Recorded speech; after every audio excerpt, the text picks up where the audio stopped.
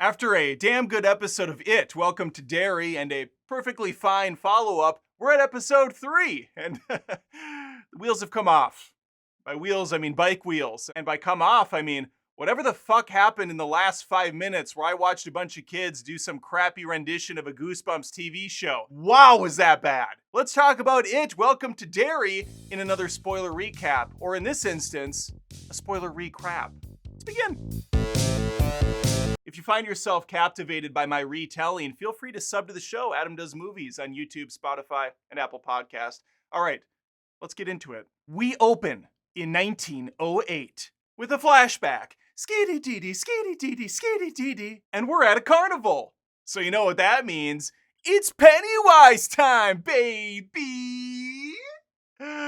No, we're not showing him yet. There is a clown, though. I don't know if it's supposed to be a younger model of Pennywise, but we won't find out because, fuck you, that's why. Instead, we're going to focus on a young boy named Francis who's going to get his first taste of a fright as he goes into a tent featuring all sorts of freakish things. But off in the corner, he finds something else that catches his eye. An old man. Naturally, as a boy, he's inclined to go towards the skinny-ass old dude. I know that's what I would do at like 9 or 10 years old. He walks over to him, and the guy's like, I'm gonna kill you! He runs out of the tent into his father's arms, who tells him not to be a little bitch, and gives him a slingshot. I think he called him a sissy, but let's be honest, that's the modern phrase of it. He gets a slingshot, though. So this is his Bart Simpson era. Unfortunately, he's not going to get to keep the slingshot because his father's parched, so he trades it in for a glass of water. He finds himself taking a liking to these merchants who just happen to be Indigo Indians. One in particular catches his fancy. Her name is Rose. She's that very same Rose we know from the antique shop in the previous episode. Oh, and the boy Francis? We know him too. He grows up to be General Francis. Okay, it's all starting to come together. Unfortunately, Francis doesn't respect Rose because she told him not to go off yonder into the woods. Naturally, much like he did with the creepy old man, he did not listen and he went into the woods. And wouldn't you know it, creepy old man's there too. And not long after he meets him, the old man turns into terrible CG. As one does. The old dude powers up and he frantically takes off after Francis. Get out of there! Be scared! I was not scared. In fact, I was frustrated because this was not setting a good stage of what's to come in the episode. And unfortunately, this would be probably the best part of said episode. He makes it out of the woods. We make it back to 1962. And we're back at the Juniper Hill Insane Asylum with Lily. She's already leaving the insane asylum. Remember in the last episode, it ended with her going there and there was like a couple creepy older dudes like, welcome back, Lily. She's gone. A cup of coffee, she's back on the streets, back at home.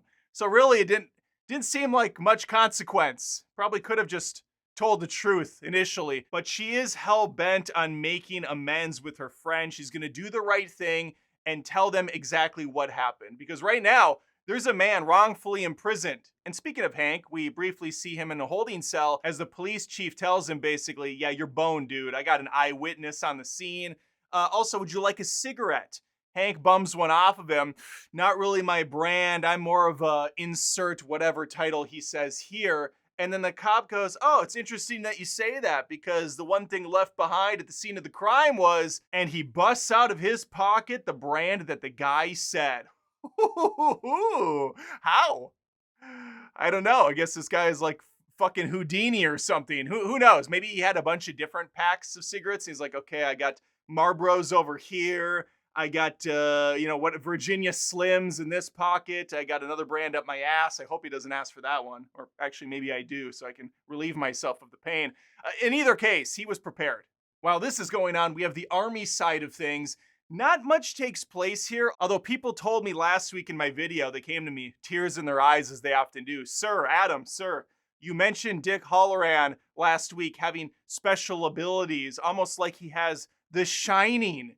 And they pointed out that, yeah, he's in The Shining. That's the character. I'm terrible with names. I've seen The Shining probably 5 times. And yeah, I completely spaced that was his name. But yeah, so it looks like we have worlds colliding in the Stephen King universe. I believe someone also mentioned Shawshank Prison in this episode too. If we later see a superfan woman break some guy's legs, I'm really gonna be excited because I love Misery, the movie, and obviously I have a YouTube channel where I talk about movies and shows, so I just love Misery in general. Anyway, the only thing really happening on the army side is Dick uses that slingshot was found all those years ago as sort of a totem that he can track down its location. So they're using the shining ability to track down whatever, the UFO or whatever they're looking for. It's amazing that this is almost an hour episode and almost nothing happens. Really, the only thing left to talk about here is the four kids teaming up, going into a cemetery where they're gonna try to get the thing to show itself again.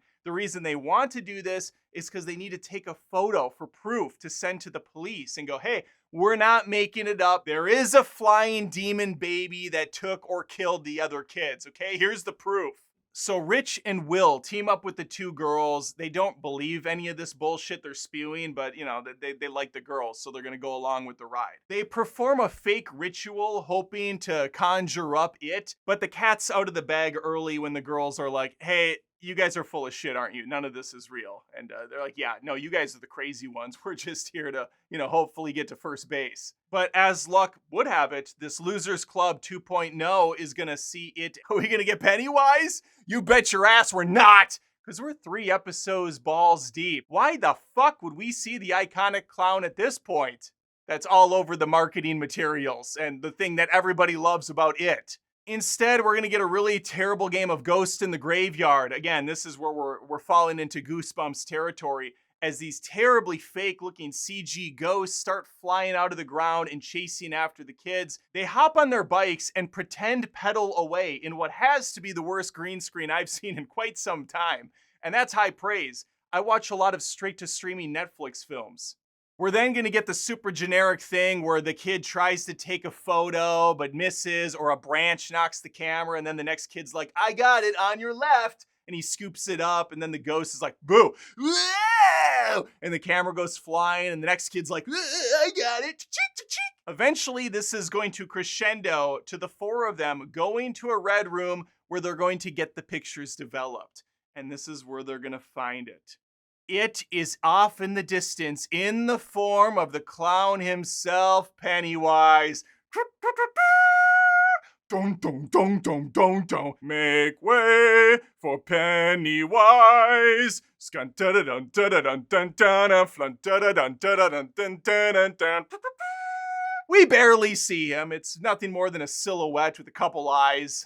Super disappointing, but that's what we're gonna end on, with the promise that in episode 4, we will finally see the clown prince. Not a prince, that's Joker. Anyway, you know what I'm saying.